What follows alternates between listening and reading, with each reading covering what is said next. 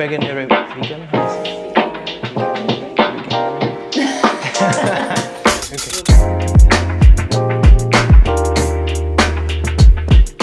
Hey, how you doing guys? Koji here at ComplEat.com. Today is the third episode of Veganary podcast. We're gonna talk about dry January or alcohol in general and vegan alcohol because apparently not every alcohol is vegan, which I didn't know for a very long time. And while I went sober before I went vegan, so I've been sober like more than 5 years now. So it didn't ever really occur to me than drinking alcohol anyway. But people started to ask, is it vegan? What kind of, do you have, we have like vegan wine, or what kind of alcohol you can drink? And I was like, is not every alcohol vegan? And then turned out it's not.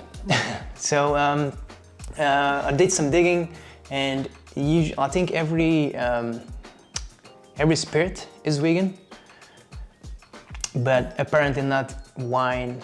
Every wine and beer is vegan because of the filtering, right? Like the most thing I find is when they filter the wine or the beer, they add some kind of animal product, which could be like egg whites or some kind of like fish bladder or something, which is like gelatin. So everything which doesn't want in the beer, it's stick to gelatin better. So it can separate from the beer, so it's like a beer particle, so it doesn't go through, and that's how they filter wine and beer. So you need to check the label if you want to drink wine or beer. Yeah.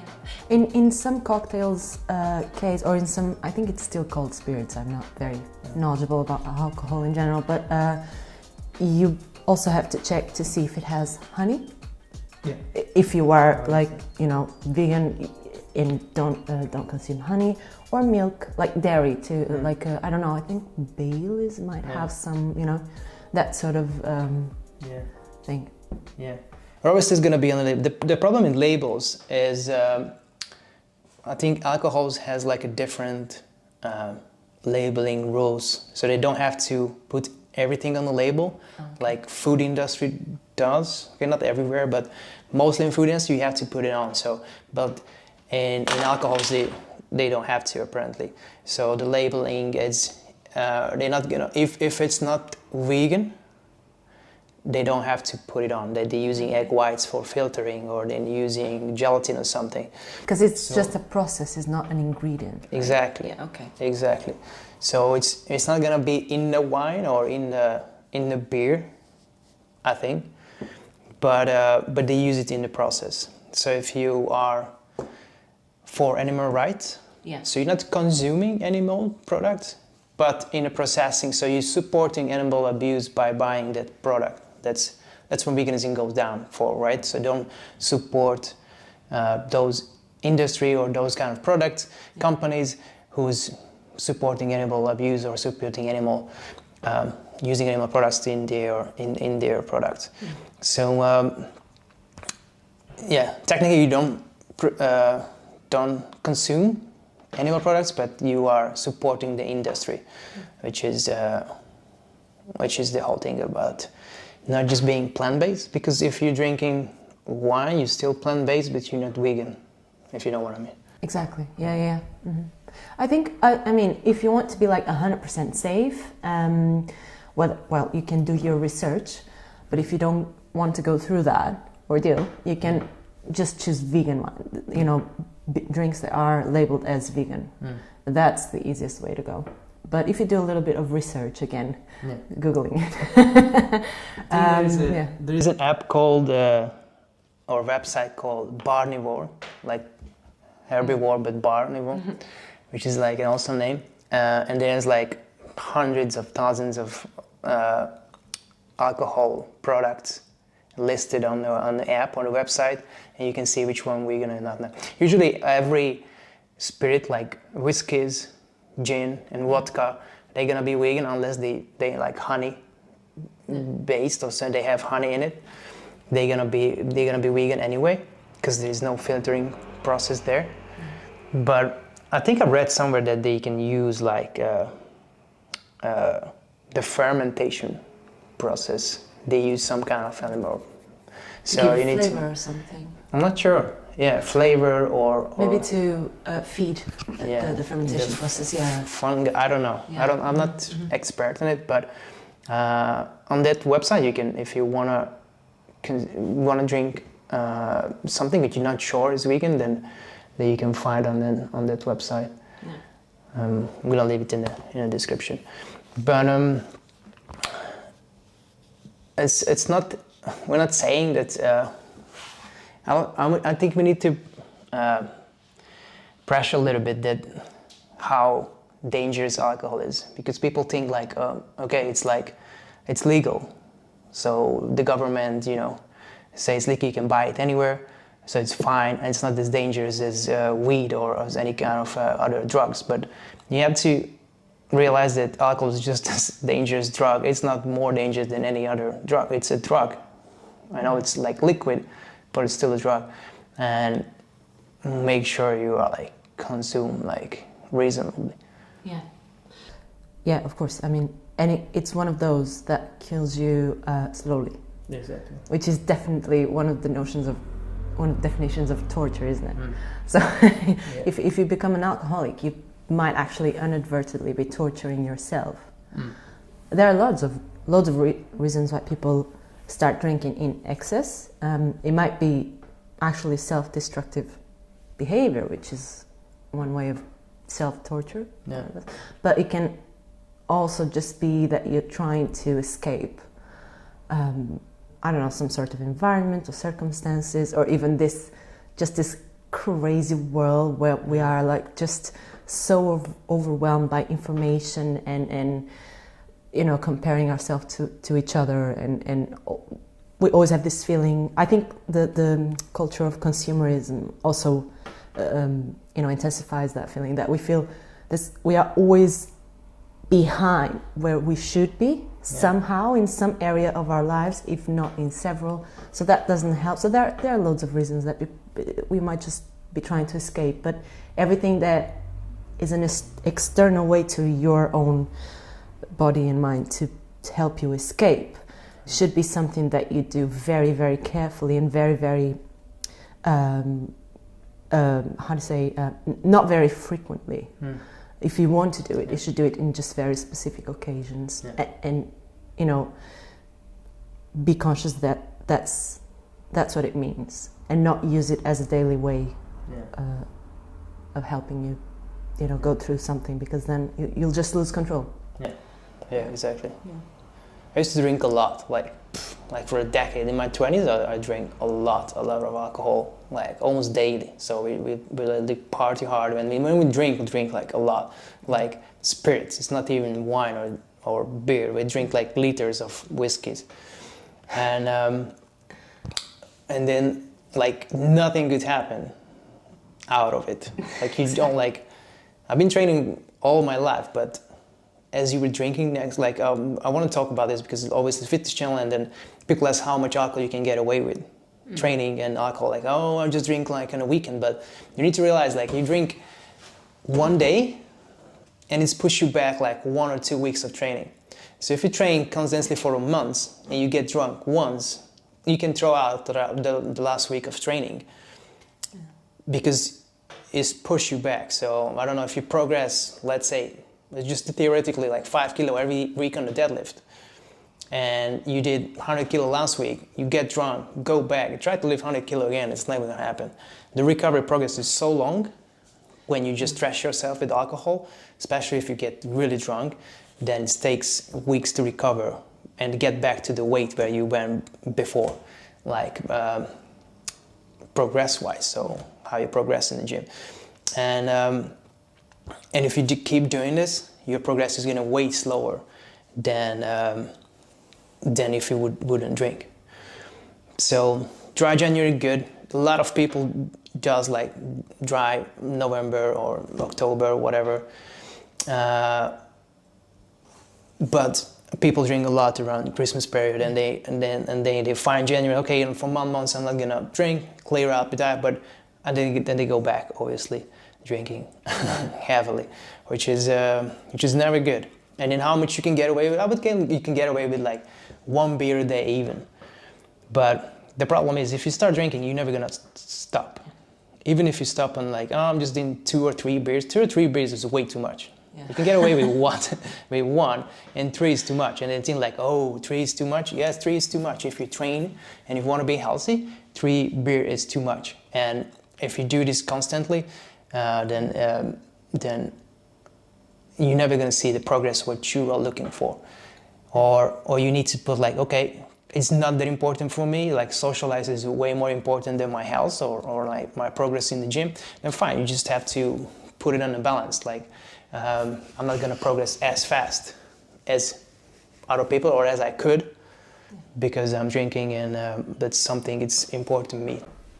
There's also something that is important, which is important to be conscious about, which is the fact that if you're in your 20s, you can get away with more. I mean, your recovering time, I guess, will always be faster than That's true. when you're 30 or 40 or 50 and so on. So even if you drink in your 20s, you're going to recover faster than someone with 50 that doesn't drink so much, probably, because your body is so potent at that time. You're in your prime. So just because that happened to you before, it doesn't mean that it's going to keep on happening. Exactly. So that's another thing that you have to be. Yeah, one of the reasons I stopped drinking, because just my recovery time was so long, then it just wasn't worth drinking anymore, because I got drunk on Friday, and for Saturday, Sunday, I wasn't even hungover. I was just like depressed and like so trashed. Then the hangover started like Monday. And then it took like 2 days to recover. So on Wednesday I was fine, but then it was Friday again. I had to drink again. I was like, man, I drink one night, which is like 2 hours is good, and the rest is just trash because I'm like so drunk, I cannot walk, like have to go home, eating crap and stuff like this. So you got like 2 fun hours, which you can remember, and they have 5 days recovery, which just like wasn't worth it. So I'm like, okay, I'm gonna just stop drinking. It's not like my body cannot take it anymore. It was like 28-ish. So and since then I wasn't drinking anymore, and since then I saw the biggest progress in everywhere. Obviously, if you were drinking for like 10 years and you just stop drinking, you can see like benefits in the weeks, but you have to take like a year of see like true progress. So you need to, it's not gonna happen overnight, because your body is just so trashed and so toxic that it takes like months and months to clear out everything, and then the true gains starting to happen in strength and your body composition and everything. And you're just feeling good in general, not being trashed all the time. Yeah. And in the spirit of making that change, something that I think it's really cool to talk about. I think, I'm sort of extending yesterday's conversation, but I think it's really important and really interesting. I'll try not to rant about it too much, but basically, one of the things that we do not as well when we're trying to make a change or loosen a habit is to focusing on not doing it. So if I tell you, okay, here's a challenge, don't think about, I don't know, something, a multicolored Yoda or whatever. You will think about it. So then you can focusing on not thinking about it. But that's very counterproductive, because the first thing it's going to do is thinking about it every time you are trying not to. So when we establish a goal that is focused on not doing something or avoiding a certain behavior, I think for me it automatically becomes much harder to be successful, because you're constantly thinking about not doing that. So that means you're constantly thinking about the thing you shouldn't be doing. So rather than focusing on not drink alcohol, maybe focus on drinking more water, for example. So you're going to decouple your psychological process from the alcohol word or concept in your mind.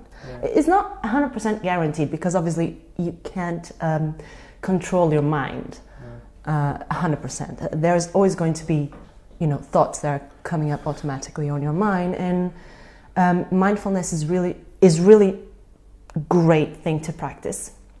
but it might be a little bit tricky because there's always going to be like this sort of automatic thoughts that are coming up. One of my clients was like alcoholic or like very hard alcohol abuse, and then now he's like 1,000 days sober. Well done. And what he says, like he drinks like 1,000,000 tons of water because it's kind of like it's an obsessive thing, like alcoholism or anything. It's like it's an obsession or you have an addictive. It's an addictive personality. So you always have to replace your bad habits with something better. So you just did like, I'm just gonna drink a lot of water, which is not just replacing, but you also hydrate yourself all the time. So you just become like super healthy. So it's like, I'm a little bit addictive personality as well, I have it. So I just switch my bad habits to good habits, like training more, drinking more water, and then eating good food. And once he said like he always has like a bottle of alcohol in his home, so it doesn't have in his mind like I have to get it, I have to get out and get drunk or something stress happen. It's always there, but actually he never opens it because he knows it's there, and then he knows if he really wants it, he could get it, and it's no stress on his mind. Yeah, just really interesting. Really interesting, yeah. Yeah. And that because for me, if I would have like chocolate at home here, if I want diet, I would rather not have it here. Yeah, maybe I think so as well. But actually, this can work. Yeah, I don't know how does it work with alcohol, because I guess I've never been addicted to alcohol because for me it was easy to put it down. It's not like, and I always felt worse on the next day. I think alcoholics, they don't mind. They wake up and they want to drink. Like I was like disgusted of thinking of alcohol. The next day when I get drunk, you just get like really, really disgusted. And then you don't like, if you think about what you drank another day, then you just want to throw up. But I think if you're an alcoholic, you just like alcohol or like to get being drunk or whatever. So you don't mind. But for me, it was like easy to put down. Because I was always drinking with my friends, like animals. But if I was alone, I wasn't like, I wasn't thinking of. Sorry, I was just picturing animals randomly drinking alcohol. There is, you can see it on YouTube. Like, I know. This affluent society have become blasé and bored with life. In a few weeks, the marulas get overripe and they start dropping from the trees. Then all the animals wade in and gorge themselves on the rotting fruit.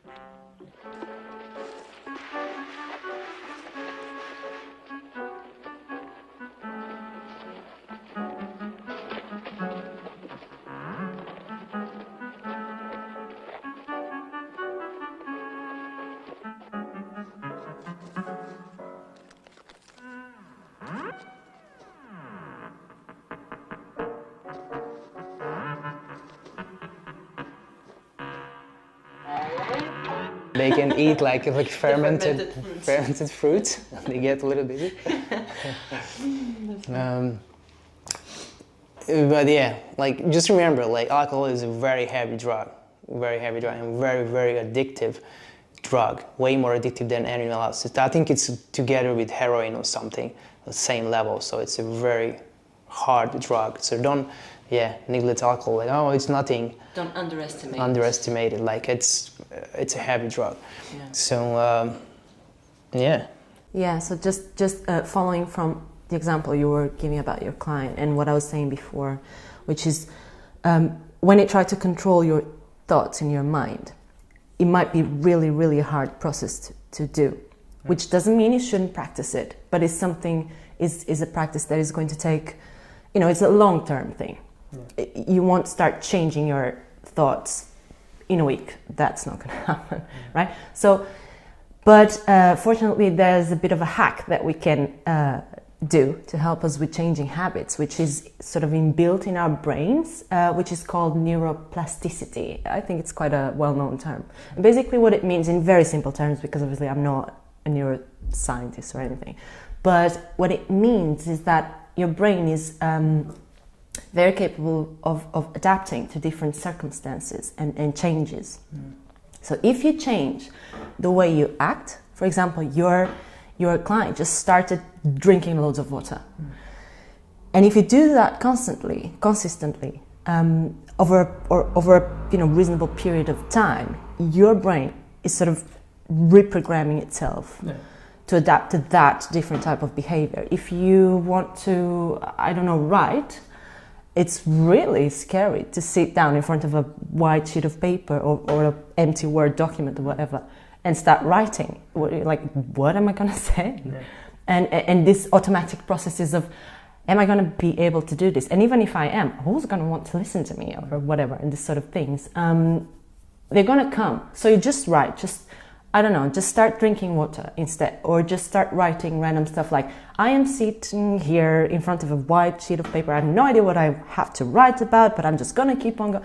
And when you realize you've written like 500 words or so, or 100 words or so, when you thought you can write one, or when you start drinking water, for example, when you look back, you see, wow, I've been doing this for a week. I thought I wouldn't last a day.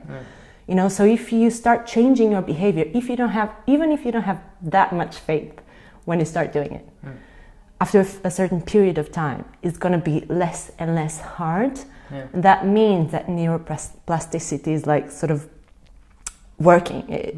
That's the process where your brain and the type of thoughts that you have as well, consequently, will sort of change throughout time. It doesn't mean that you won't have negative thoughts ever again, but they'll surely be less frequent and you'll feel less the weight of them, because you can see, no, I've been doing this, so I actually can do it, at least to a certain extent, and then you try a little bit more, and it's a pretty cool thing. The body is really, really adaptive.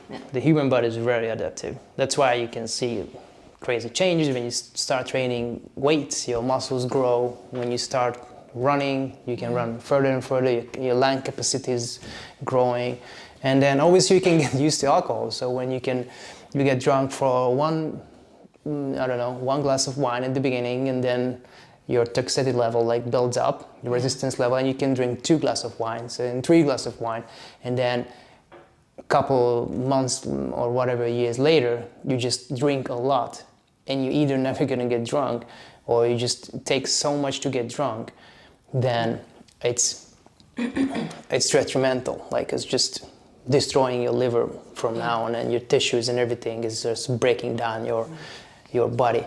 So you have to be careful with it, because it works both ways. So you can build up I remember I used to I had to drink 1 liter of whiskey before we start going out. So at home we drank each of us 1 bottle of spirit, and then we went out to drink. Otherwise you would be broken up. Exactly, because we had to drink so much, then it's we just drink out the bar.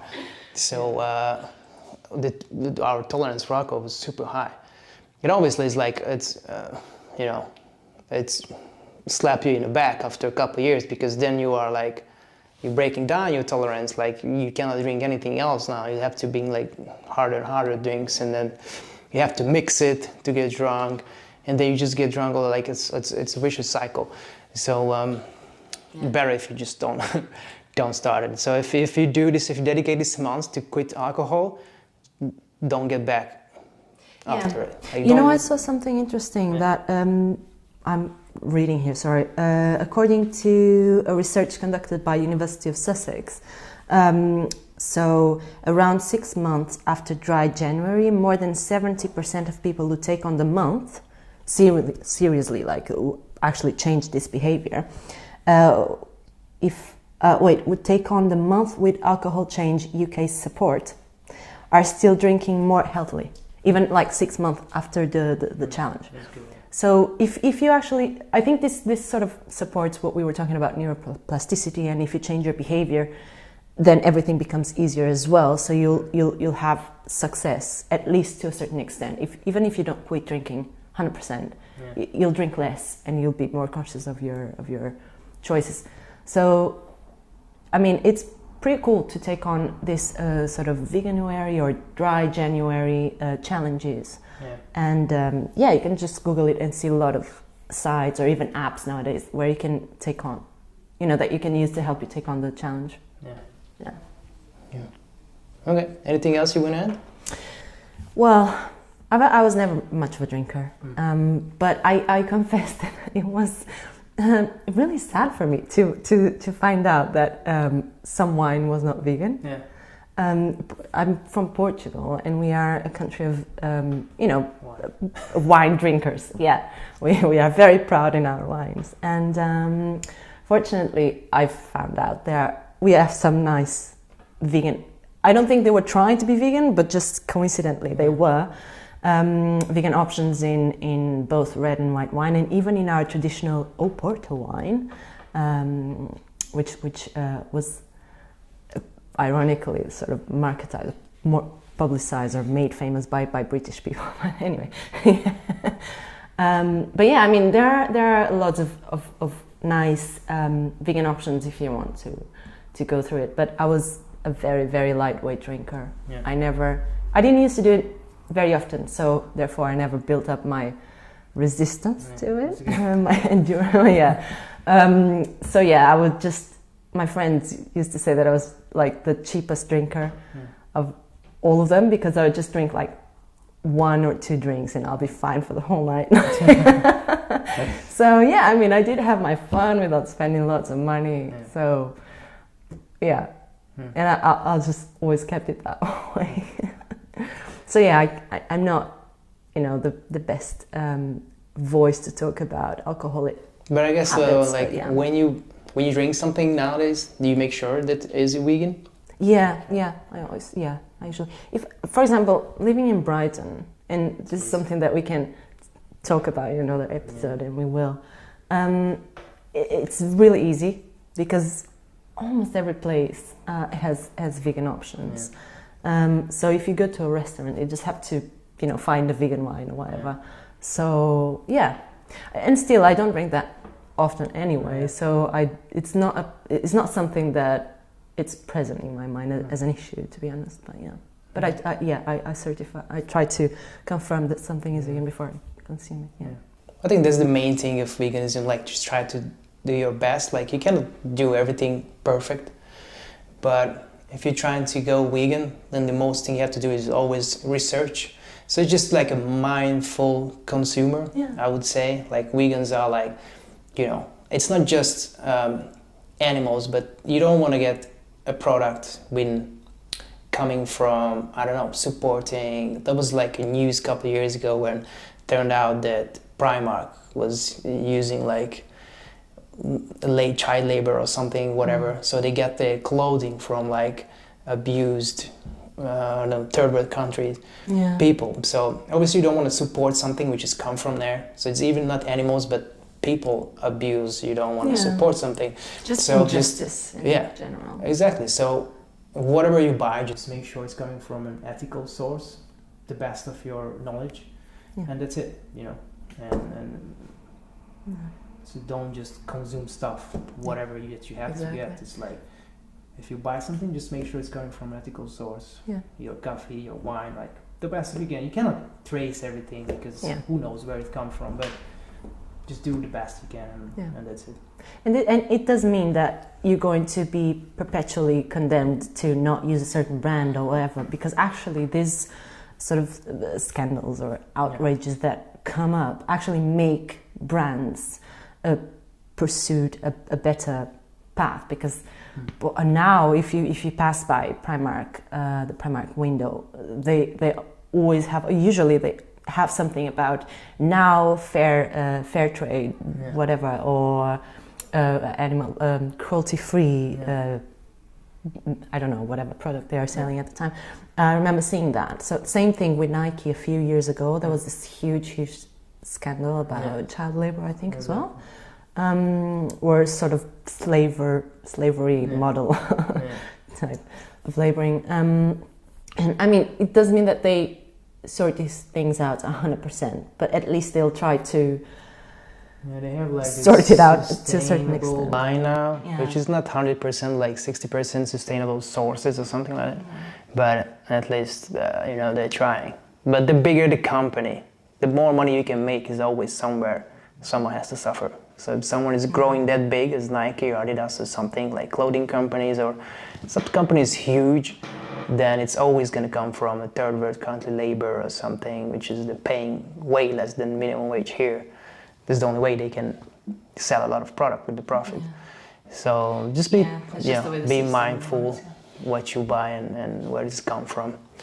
And and changing your behavior as a consumer as well, sort of if you try to not to buy as much, you know, and all these little things that we do in our daily lives, you know, in the future become like movements such as veganism, such as minimalism, such as all these little things that slowly will eventually change the world somehow. Okay, we went off topic a little bit, so if you want to drink vegan alcohol, check out the Barnivore website, or just Google it if that alcohol is vegan or not.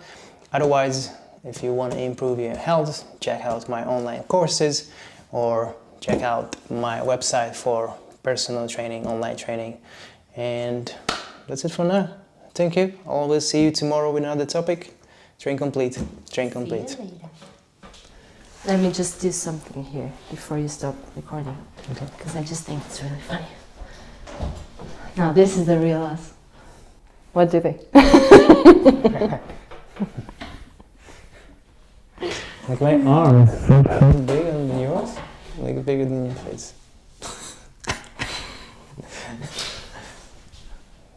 Put it behind mine. Oh, I can't. I'm too... Okay, so you need 2 of mine to make sure. Bye.